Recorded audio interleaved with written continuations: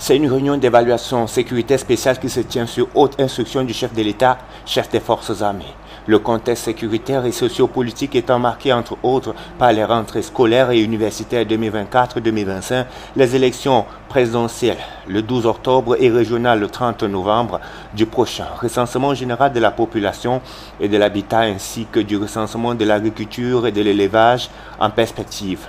Des événements majeurs qui impliquent une attention particulière, souligne le ministre Joseph Betty Assomo face à tout le gratin militaire. Les forces de défense et de sécurité doivent impérativement tout mettre en œuvre pour créer un environnement sécuritaire favorable qui permettra des rentrées scolaires et académiques fluides et un processus électoral sécurisé. Les individus tentés par la violence devront fermement répondre de leurs actes conformément à la loi.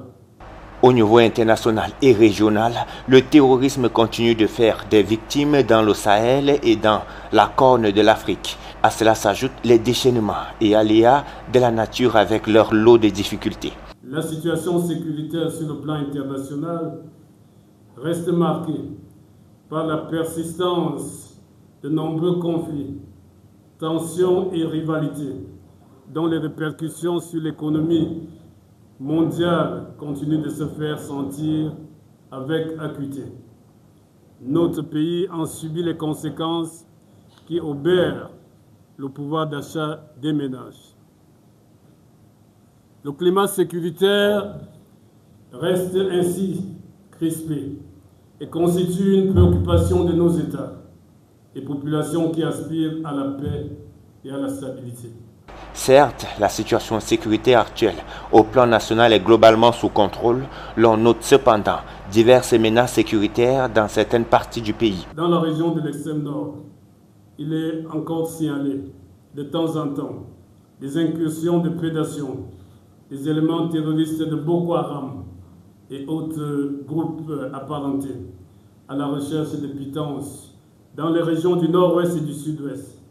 S'il est vrai que l'embellie sécuritaire s'y consolide très progressivement, du fait d'une reprise considérable des activités socio-économiques et politiques dans ces deux régions, il n'en demeure pas moins que les mots d'ordre de ghost towns demeurent encore récurrents par-ci par-là dans certaines localités de ces régions.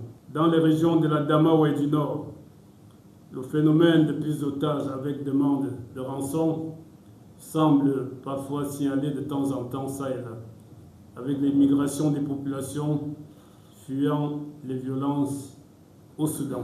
Sur la façade maritime, le maillage sécuritaire demeure robuste. En ouvrant les travaux, le ministre Joseph Betty Assomo a souligné qu'une analyse profonde sera faite sur les discours de haine, les propos incendiaires à la veille des élections et autres activités sur les réseaux sociaux. À la suite de cette évaluation sécuritaire, un rapport sera transmis au chef des forces armées, le président Paul Biya. Coucou, je suis Antoinette Pulchéry à Tangana.